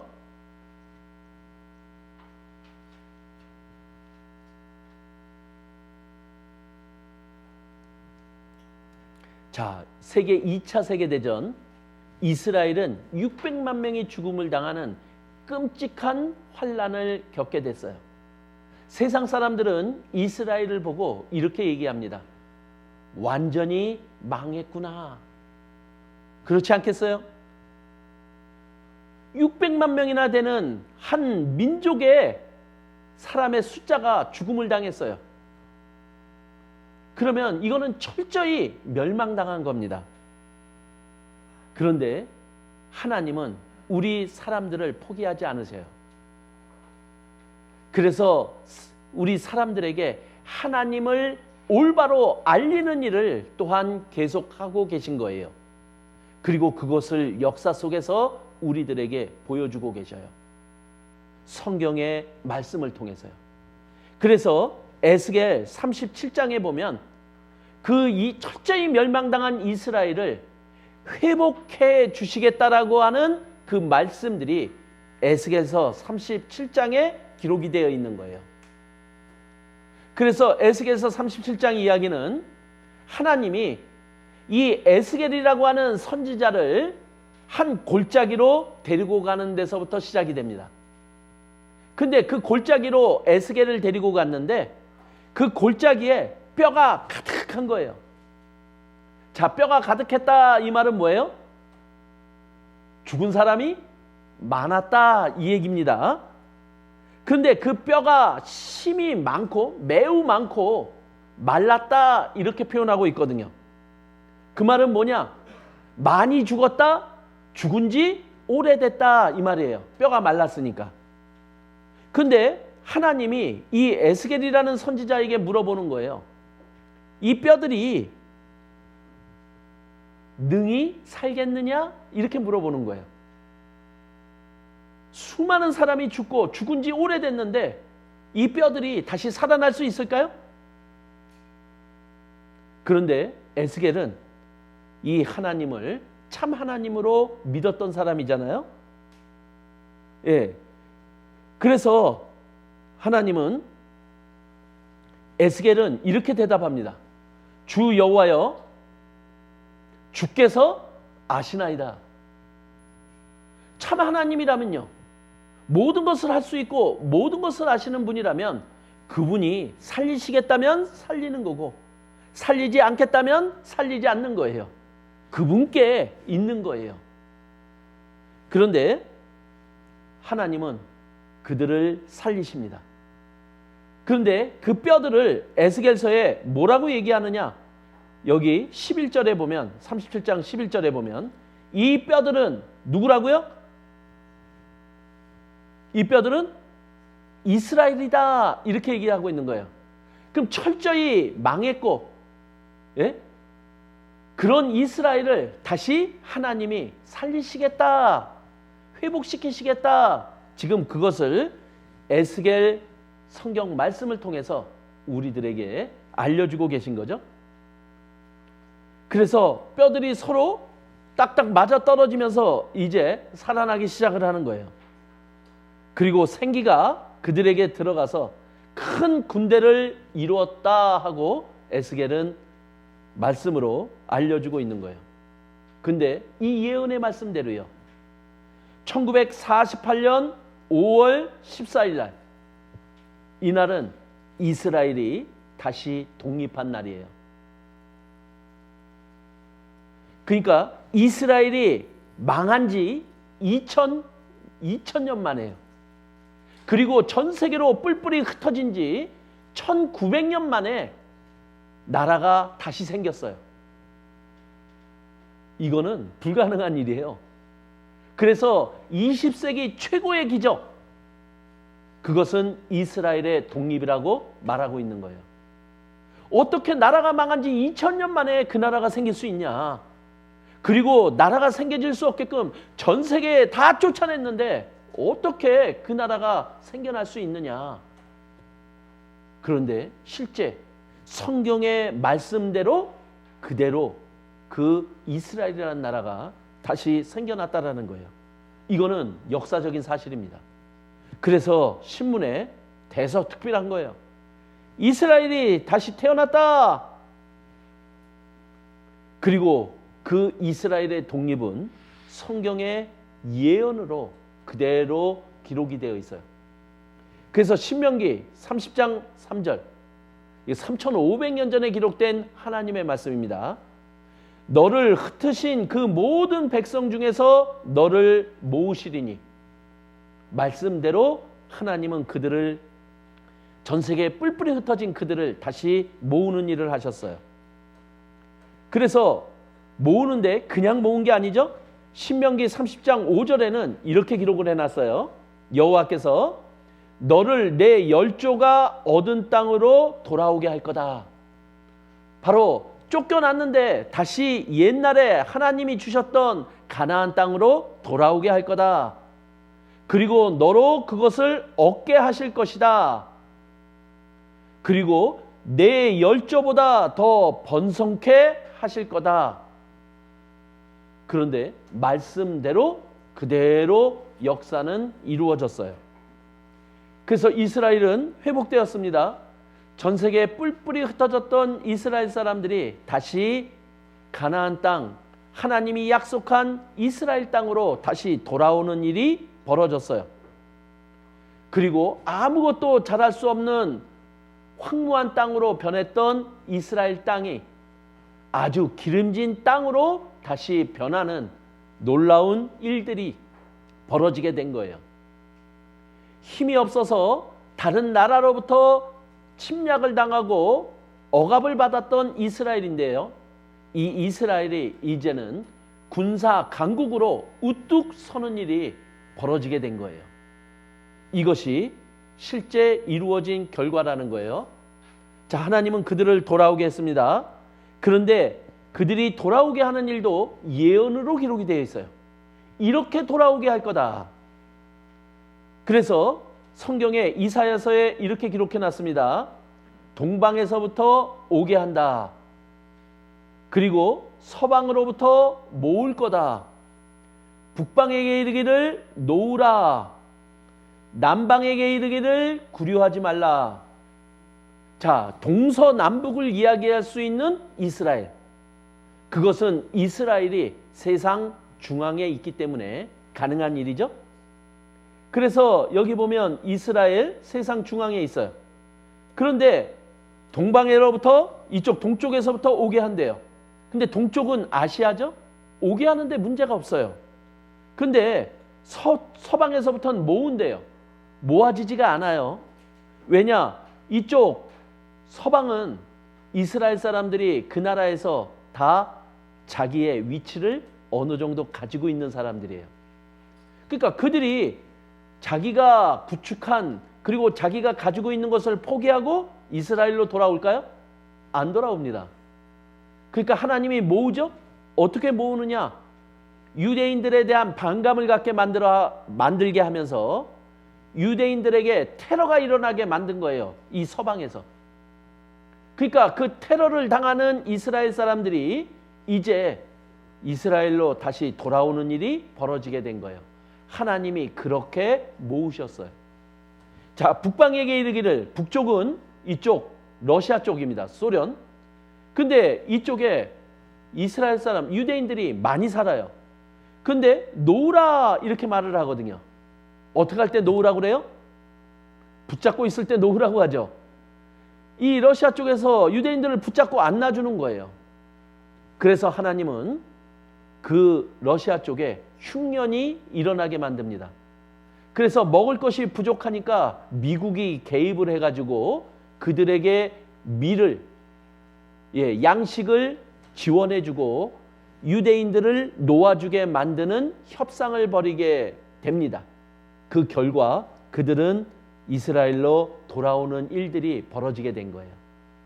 자, 놓으라 그 말씀대로 그들은 놓게 된 거예요. 남방에게 이르기를, 이 남방은 아프리카 쪽입니다. 근데 이 남방 중에서 유대인들이 제일 많이 사는 곳, 그곳이 바로 이디오피아예요. 근데 구류하지 말라 이렇게 말씀하거든요. 그러면 그들이 그들을 잡아놓고 가둬두고 있다 이 얘기거든요. 그럼 풀어줘라 이 말이잖아요. 근데 안 풀어줘요. 그래서 이스라엘이 군사 작전을 펼칩니다. 비행기를 끌고 가서 군사 작전을 펴서 거기에 잡혀있는 유대인들을 비행기에 실어가지고 이스라엘로 돌아오는 일들이 실제 벌어졌어요. 말씀대로 그대로 이루어졌다는 거죠. 전 세계에서 유대인들이 돌아오고 있습니다. 소련을 탈출해서 돌아오는 일들이 있다라는 거죠. 에티오피아 유대인 제2 엑소더스 탈출이죠. 자, 그런데 돌아오는데 또 이렇게 돌아온다라고 이사야서 60장 5절에는 기록이 되어 있어요. 바다의 풍부가 내게로 돌아온다. 그리고 열방의 재물이 내게로 온다. 이 바다의 풍부가 뭘까 몰랐습니다. 그런데 이스라엘에는 바다가 하나 있어요. 그 바다 이름이 사해라고 있어요. 사해, 죽은 바다입니다. 왜냐? 들어오는 곳은 있는데 나가는 곳이 없어요. 그래서 염분의 농도가 너무나 높아가지고 여기에는 생명체가 살 수 없는 곳이다. 그래서 사해라고 이야기를 한 거예요. 염분의 농도가 너무 높아서 이곳에는 그냥 누우면 몸이 떠요. 그런데 푯말에 이렇게 붙어 있어요. 30분 이상 이곳에 있지 말아라 이렇게 돼 있어요. 왠지 아세요? 옛날 분들은 알아요. 목욕탕에 가서 오랫동안 물속에 있으면 손가락이 쪼글쪼글해집니다. 근데 저 사해 바다에 30분 이상 있게 되면 몸의 수분들이 빠져나가요. 그래서 저기서 오래 있지 말라고 그래요. 염분의 농도가 너무 높아서요. 그런데 그렇게 죽은 바다인 줄 알았는데 이 사해 바다에 대한 연구가 시작이 된 거예요.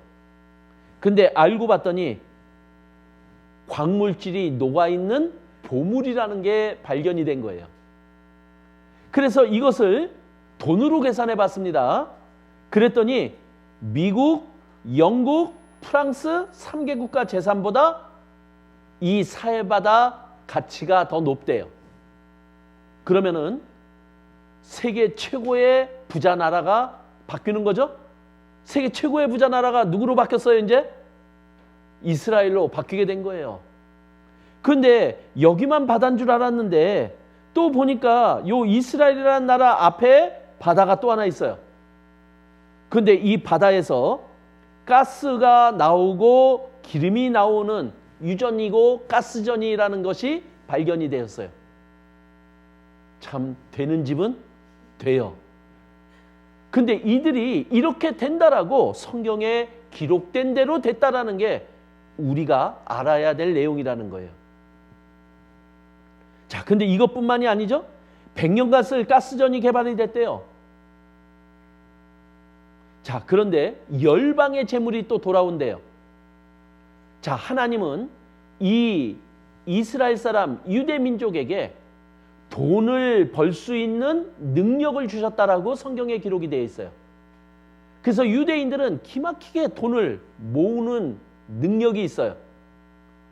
그런데 이제 이스라엘이 독립을 했습니다. 열방의 재물이 몰려오는 거예요. 그런데 바로 그것이 어떤 것을 의미하느냐 하고 봤더니 바로 다른 나라에서 유대인들이 번 돈을 이스라엘로 가져올 수 있는 방법, 그것은 불법입니다. 그죠? 그래서 혹시 내가 내 돈이라고 환전을 해가지고 우리 다른 나라로 이렇게 가지고 가잖아요? 그럼 공항에서 잡힙니다. 그래서 신고를 해야지만 안 잡혀요. 그래서 제가 공항에서 그 일을 했어요. 돈 가지고 나가는 사람 그거 찾아내는 일을 제가 했어요. 그래서 이 돈은 엑스레이에 다 나타나게 돼 있어요.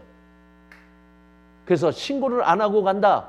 그러면 돈은 뺏고 벌금까지 묻습니다. 그런데 이거를 어떻게 이스라엘로 가져가야 되나요? 그래서 합법적으로 가져갈 수 있는 방법이 바로 다국적 기업이라는 것을 이들이 만드는 거예요. 다국적 기업이라는 것은 뭐냐? 한 회사를 그 나라 회사로 만드는 거죠. 예를 들면 여기 코카콜라 있네요. 자, 코카콜라 이거 유대인이 주인인 회사입니다. 그런데 한국에도 코카콜라가 있어요. 코카콜라 코리아.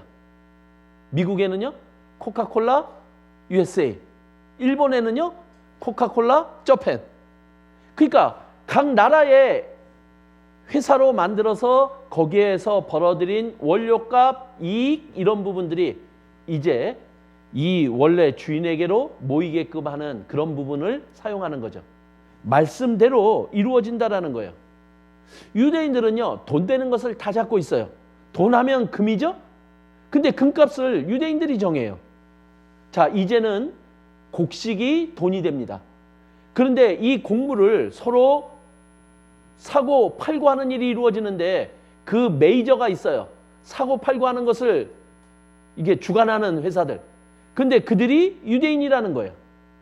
그리고 석유가 검은 황금이라고 얘기를 하잖아요. 이 석유 메이저 7개사가 유대인이에요. 그리고 돈 하면은 다이아몬드잖아요. 근데 이 다이아몬드 시장을 유대인들이 다 쥐고 있어요. 그러니까 지금 전 세계 모든 나라가 다 빚을 지고 있어요. 이게 말이 안 되잖아요.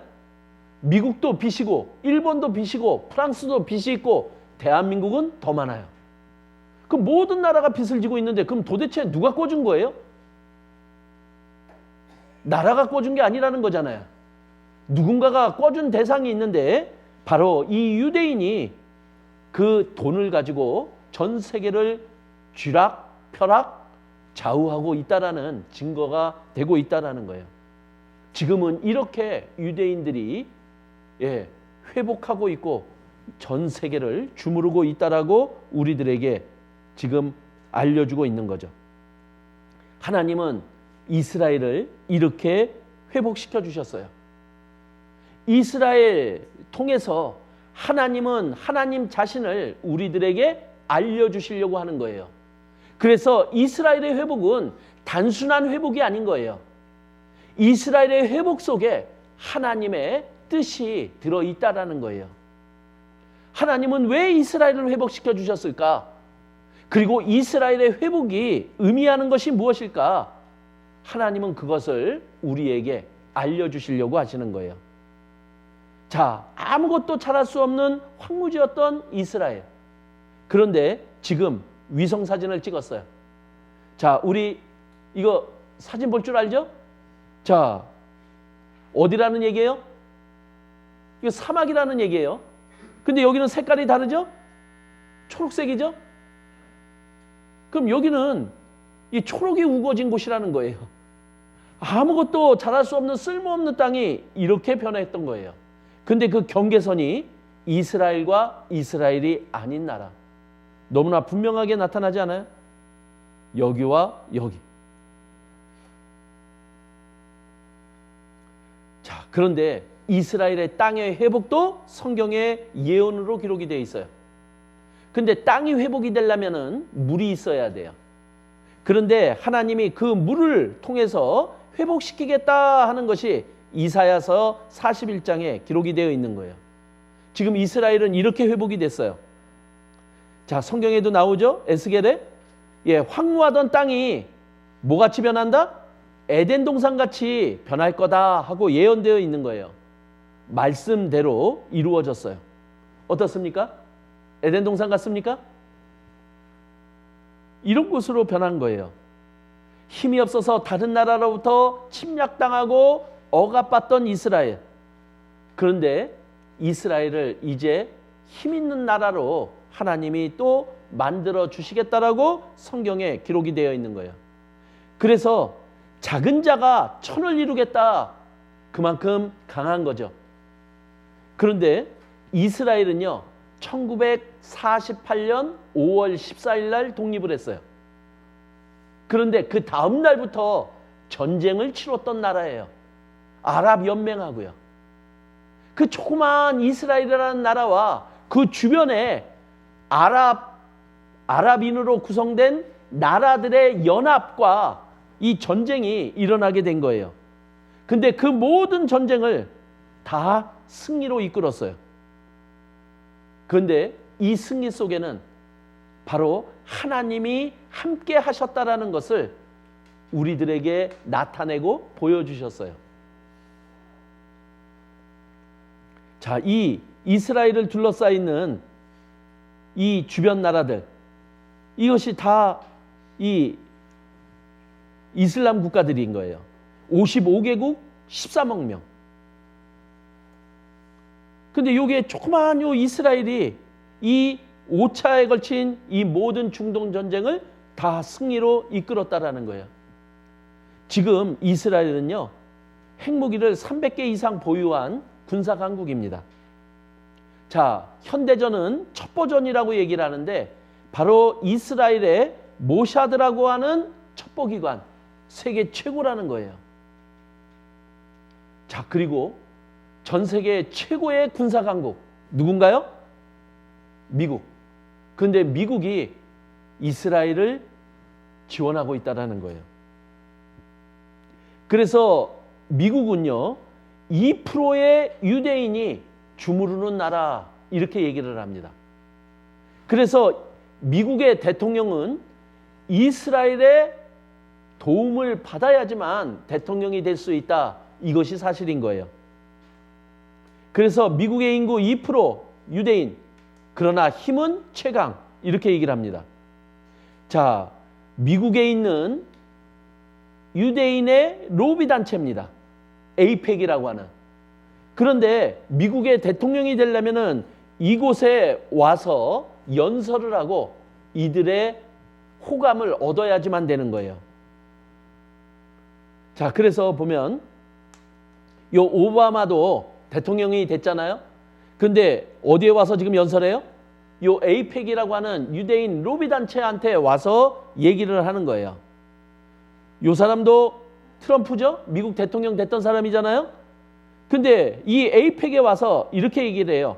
여기 있는 분들을 사랑하고 저는 이스라엘을 사랑합니다. 이렇게 해야지만 돼요. 그리고 지금 미국의 바이든 대통령도 지금 이스라엘의 친구로 여겨진다라고 말을 하고 있는 거예요.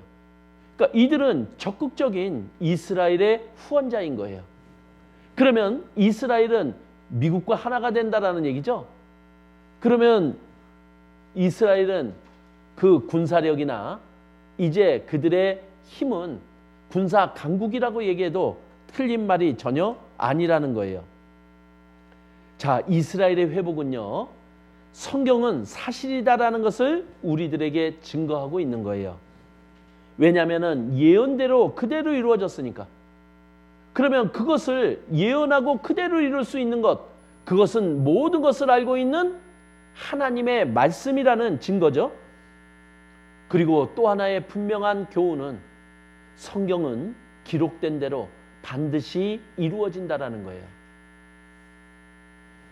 그래서 하나님은 이스라엘을 통해서 인류의 역사를 이끌어 가십니다.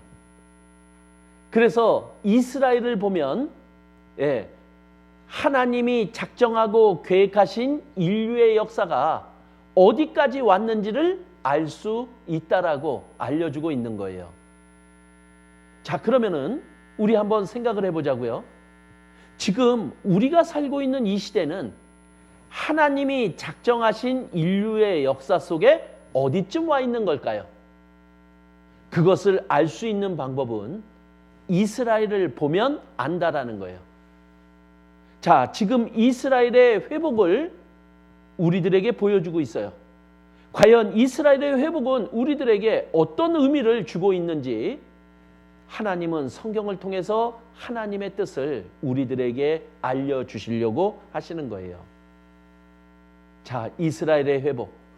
지금 우리가 살고 있는 이 시대, 그것을 연결해서 우리 하나님의 뜻을 한번 알아봐야 되겠죠? 그 뜻은 이제 내일 오전에 진행이 됩니다. 그래서 내일은 저녁 때 말씀이 있지 않고 내일 오전부터 말씀을 합니다. 자, 내일 오전 몇 시죠? 10시. 그래서 과연 지금 우리가 살아가는 이 시대를 성경의 말씀을 통해서 한번 알아보는 시간을 가져야 돼요. 근데 지금 이 시대에 일어나는 일들을 통해서 성경을 통해서 나의 이야기, 그리고 이 시대의 이야기를 한번 알아보는 시간을 내일 오전에 갖고, 그래서 하나님이 우리에게 주시고자 하는 영원한 삶에 대한 이야기, 천국에 갈 수 있는 하나님의 비밀 이야기를 내일 오후에 계속 이어서 진행하도록 하겠습니다. 그래서 내일 계속됩니다. 그리고 내일도 꼭 참석해서 이 하나님의 뜻과 또 하나님이 우리에게 주시는 교훈을 올바로 받아들임으로 하나님이 주시는 영원한 생명을 얻을 수 있는 우리가 되기를 바라겠습니다. 기도로서 마치겠습니다. 은혜와 사랑이 많으신 하나님 감사를 드립니다.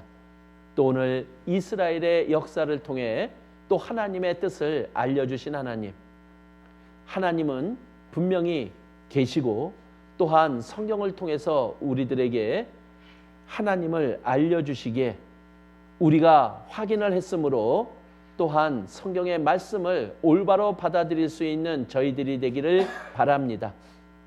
예수님을 배척함으로 끔찍한 환난을 당했던 이스라엘, 성경의 말씀으로 저희를 찾아오신 예수님, 우리 모두가 예수님을 올바로 받아들임으로 그 환난으로부터 벗어날 수 있는 우리가 될 수 있도록 하나님께서 도와주시고 인도해 주시기를 기도드립니다. 내일 또 저희들의 발걸음 인도해 주시기를 바라옵니다. 저희를 사랑하시는 예수님 이름으로 기도드렸습니다. 아멘.